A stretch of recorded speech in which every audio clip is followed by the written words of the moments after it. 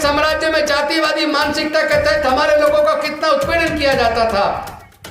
नई संसद के अंदर वो राजदंड स्थापित करना, यानी कि भारत में डॉक्टर बाबा साहेब अम्बेडकर के संविधान को खत्म करके, प्रजातंत्र को खत्म करके ये लोग देश के ऊपर दोबारा से राजतंत्र थोपना चाहते लोग हैं जिन्होंने जातियां बनाई, जिन्होंने वर्ण व्यवस्था बनाई, जिन्होंने हजारों साल तक हमारे बच्चों के पढ़ने लिखने पर धार कमजोर नहीं कि आप हमारे बच्चों को फिर से गुलाम बना दो। हम इस लड़ाई को लड़ेंगे, लेकिन ये लड़ाई, कुछ लोग कहते हैं गोली का जवाब गोली से देंगे, लाठी का जवाब लाठी से देंगे। ये लड़ाई लाठी गोली की लड़ाई नहीं है, ये लड़ाई विचारधारा की लड़ाई। बाबा साहब अम्बेडकर जी ने और मानवर कांसीराम साहब ने यह भी कहा था, जिसकी सामाजिक शक्ति मजबूत होती है उसकी राजनीति मजबूत होती है। 5 लाख लोग अब तक बौद्ध धर्म की दीक्षा ले चुके हैं। जो बाबा साहब का सपना था ना, मी भारत बौद्ध में करी, वो सपना पूरा होने की तरफ चल पड़ा है।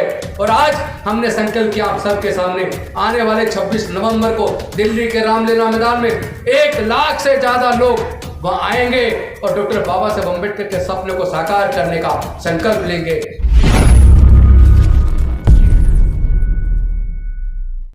दुनिया को समता, स्वतंत्रता, बंधुता, न्याय, प्रज्ञा, शील, करुणा और मैत्री का संदेश देने वाले तथागत भगवान बुद्ध,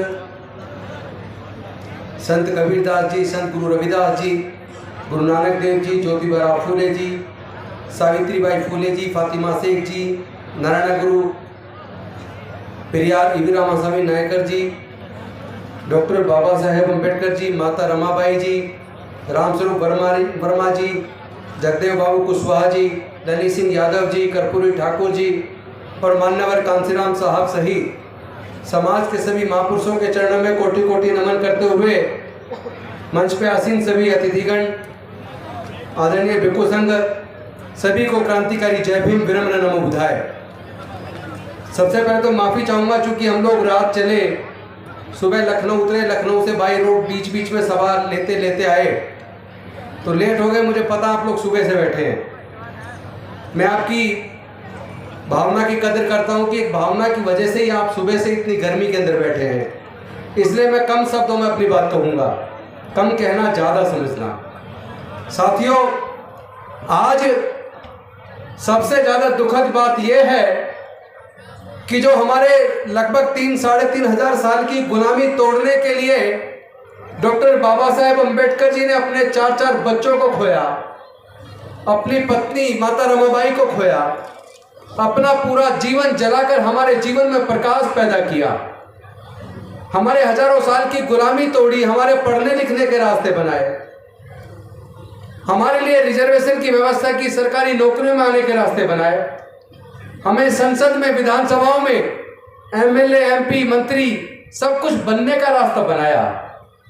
लेकिन क्या जो रास्ता उन्होंने बनाया था, जिस कार्य के लिए उन्होंने अपने पूरे जीवन की और परिवार की कुर्बानी दी थी, क्या वो स्थिति आज बरकरार है? सोच के देखो, बिना पैसे के पढ़ लिख कर हम वकील भी बन गए, एमएलए भी बन गए, मंत्री भी बन गए, लेकिन आज देश की सरकारों ने शिक्षा को इतना महंगा कर दिया कि हमारे दलित, पिछड़े, आदिवासी समाज के 99% लोग अपने बच्चों की प्रोफेशनल कोर्सेज का खर्चा नहीं उठा सकते। यानी आपके बच्चे अगर इंजीनियरिंग कॉलेज में सेलेक्ट हो जाते हैं, एंट्रेंस एग्जाम पास कर लेते हैं, सरकारी में नंबर आता है, तो वहां भी 4 साल का इंजीनियरिंग का कोर्स करने के लिए हमारे बच्चों को कम से कम 12 से 15 लाख रुपया चाहिए। अगर नेशनल लॉ यूनिवर्सिटी में आपके बच्चे का सिलेक्शन हो जाता है तो 5 साल का कोर्स करने के लिए लगभग 15 लाख रुपया चाहिए। अगर आपका बच्चा मैनेजमेंट में सेलेक्ट होता है, कैट पास करता है, आईआईएम में सिलेक्शन, आईआईएम में एमबीए के लिए सिलेक्शन होता है, तो 1 साल का 22 लाख, 2 साल का लगभग 44 लाख कम से कम खर्चा चाहिए। तो क्या हमारे बच्चे, हमारे परिवार के लोग इतना खर्चा उठा के अपने बच्चों को पढ़ा सकते हैं क्या? यानी सरकारों ने साजिश करके एजुकेशन को इतना महंगा कर दिया ताकि हमारे बच्चे पढ़ ना पाए, क्योंकि वो लोग चाहते नहीं है कि लोग सवाल करें, सत्ता नहीं चाहती कि लोग सवाल करें, इसीलिए वो राजदंड को ले आए। चोल साम्राज्य के बारे में इतिहास में पढ़िए, कितना क्रूर साम्राज्य था। चोल साम्राज्य में जातिवादी मानसिकता के तहत हमारे लोगों का कितना उत्पीड़न किया जाता था। नई संसद के अंदर वो राजदंड स्थापित करना, यानी कि भारत में डॉक्टर बाबा साहेब अम्बेडकर के संविधान को खत्म करके, प्रजातंत्र को खत्म करके ये लोग देश के ऊपर दोबारा से राजतंत्र थोपना चाहते हैं। ये चाहते हैं कि आपके आने वाले बच्चे फिर से गुलाम बन जाएं। मैं आप सबसे पूछना चाहता हूं, क्या आप अपने बच्चों को फिर से गुलाम देखना चाहते हो? नहीं देखना चाहते ना, तो इस लड़ाई को लड़ना होगा। इस लड़ाई को लड़ना होगा। एक तरफ इन्होंने एजुकेशन को महंगा करके पढ़ाई छीन ली, दूसरी तरफ सरकारी संस्थानों को प्राइवेटाइज करके इन्होंने एक एक करके सारे सरकारी संस्थान प्राइवेटाइज कर दिए। और जो सरकारी संस्थान प्राइवेटाइज हो गया, आपका रिजर्वेशन खत्म, आपकी नौकरी खत्म। हमें अपनी अर्थव्यवस्था भी तैयार करनी होगी। और साथियों, आज संत कबीर जी का जन्म दिवस है, प्रकटोत्सव दिवस है। तो मैं आज इस अवसर पर आप सबको संत कबीर जी के जयंती पर शुभकामनाएं भी देता हूं, साथ में निवेदन भी करता हूं कि जो तथागत बुद्ध का जो संदेश था, जो वैज्ञानिक दृष्टिकोण पर आधारित था, जो प्रज्ञा के ऊपर आधारित, ज्ञान पर आधारित था, जिसके अंदर आपके दुख से मुक्ति का मार्ग था, जिस मार्ग में अंधविश्वास पाखंडवाद के लिए कोई स्थान न था, उसी मार्ग को तथागत बुद्ध के बाद संत कबीर दास जी ने, संत गुरु रविदास जी ने, गुरु नानक देव जी ने, ज्योतिबा फूले जी ने और फिर डॉक्टर बाबा साहेब अम्बेडकर जी ने पूरी दुनिया तक पहुंचाया। आज आपको वैज्ञानिक दृष्टिकोण अपनाना होगा, अंधविश्वास पाखंडवाद छोड़ना होगा, अच्छे बुरे का अंतर पैदा करना होगा। कौन लोग हैं वो जिन लोगों ने जातियां बनाई?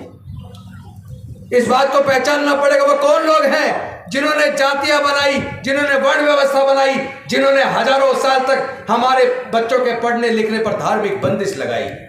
कौन लोग हैं वो जिन्होंने हजारों साल तक हमारे बच्चों को व्यापार से वंचित रखा, संपत्ति से वंचित रखा? वही लोग इस प्रजातंत्र को खत्म करके, डॉक्टर बाबा साहेब अम्बेडकर के संविधान को खत्म करके, जो समता, स्वतंत्रता, बंधुता और न्याय की बात करता है, इंसानियत की बात करता है, जो सबको अधिकार देता है, उस संविधान को खत्म करके ये मनुस्मृति का शासन दोबारा से भारत में थोपना चाहते हैं, फिर से हमारे बच्चों को गुलाम बनाना चाहते हैं। लेकिन मैं बता देना चाहता हूं इन सत्ताधारी लोगों को, आप चिंता मत कीजिए, ये बहुजन समाज तैयार हो गया है। ये बहुजन समाज तैयार हो गया है। हमारे रगों के अंदर डॉक्टर बाबा साहब अम्बेडकर का खून है, संत गुरु रविदास का खून है, ज्योतिबा फूले का खून है, कर्पूरी ठाकुर का खून है, रामस्वरूप वर्मा जी का खून है। ये खून इतना कमजोर नहीं कि आप हमारे बच्चों को फिर से गुलाम बना दो। हम इस लड़ाई को लड़ेंगे, लेकिन ये लड़ाई, कुछ लोग कहते हैं गोली का जवाब गोली से देंगे, लाठी का जवाब लाठी से देंगे। ये लड़ाई लाठी गोली की लड़ाई नहीं है, ये लड़ाई विचारधारा की लड़ाई है। विचारधारा की लड़ाई को बुद्धि और विवेक से, काबिलियत से, जिस तरह डॉक्टर बाबा साहेब अम्बेडकर ने लड़ा, उसी तरीके से हमें लड़ना होगा। इस लड़ाई को लड़ना होगा और इस लड़ाई को जीतना भी है। इसका रास्ता तथागत बुद्ध से होकर शुरू होता है और डॉक्टर बाबा साहेब से होते हुए मानवर कांसीराम साहब तक जाता है। लेकिन हमसे गलती क्या हुई? हमसे गलती ये हुई कि हमने डॉक्टर बाबा साहेब अम्बेडकर को भी आधा पढ़ा, हमने मानवर कांसीराम साहब को भी आधा पढ़ा। हमने इतना तो पढ़ लिया, उन्होंने कहा था कि ये राजनीति वो मास्टर की है जो सारे ताले खोलती है, और उसके बाद जो कहा वो पढ़ाई नहीं, कान बंद कर लिए और सत्ता की वो जो चाबी थी मास्टर की, उसके पीछे लग गए। मैं पूछना चाहता हूं, उस चाबी तो आपके हाथ में आ गई थी ना, सत्ता तो आपके पास आ गई थी ना, लेकिन सत्ता को आप बचा के तो नहीं रख पाए। आप समाज के लिए जो कर सकते थे वो रास्ता बन सकता था, लेकिन वो सत्ता आपके साथ में सुरक्षित नहीं रह पाई। उसका कारण है क्योंकि डॉक्टर बाबा साहेब अम्बेडकर जी ने और मानवर कांसीराम साहब ने यह भी कहा था, जिसकी सामाजिक शक्ति मजबूत होती है उसकी राजनीति मजबूत होती है। हमने सामाजिक शक्ति को मजबूत नहीं किया, हमने सामाजिक शक्ति का निर्माण नहीं किया, सीधे राजनीतिक शक्ति वो मास्टर की पकड़ ली।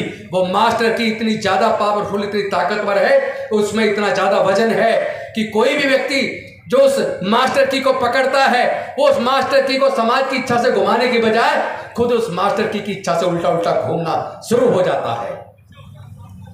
आप सोचो, आज अगर प्रधानमंत्री जी को आरएसएस कहे कि मोदी जी इस्तीफा दो, वो इस्तीफा देंगे या नहीं देंगे? देंगे ना, क्योंकि उनकी सामाजिक शक्ति मजबूत है। इसीलिए हमें भी अपनी सामाजिक शक्ति का निर्माण करना होगा। हमें अपनी सामाजिक शक्ति का निर्माण करना होगा। नेताओं के गले में माला डालना बंद कर दो। हमारे गले में माला डालने की जरूरत नहीं है। एक एक पैसा जोड़िए, ये आपके बच्चों के भविष्य के काम आएगा। पढ़ाई को हथियार बनाइए, ज्ञान को हथियार बनाइए। जब आप अपने बच्चों को पढ़ाएंगे तो वो अच्छे बुरे का अंतर सीख जाएगा, वो न्याय में और अन्याय में अंतर सीख जाएगा। हमें समता चाहिए, विषमता नहीं चाहिए। हमें न्याय चाहिए, अन्याय नहीं चाहिए। हमें मानवता चाहिए, हैवानियत नहीं चाहिए, इंसानियत चाहिए। इस लड़ाई को हम बुद्धि और विवेक से लड़ेंगे, इस लड़ाई को हम जीतेंगे। और जो लोग चाहते हैं कि राजतंत्र भारत में कायम हो, उनको तो हम 2024 तक उखाड़ फेंकेंगे। 2024 तक उखाड़ फेंकेंगे उनको। वो दोबारा आने वाले नहीं। आपको चिंता करने की जरूरत नहीं है। सिर्फ एक काम करना है, हमें एकजुट होना है। बहुजन समाज 88% पे 12% राज कर रहा है, क्योंकि वो एकजुट है। और ये 88% हजारों टुकड़ों में बटा है।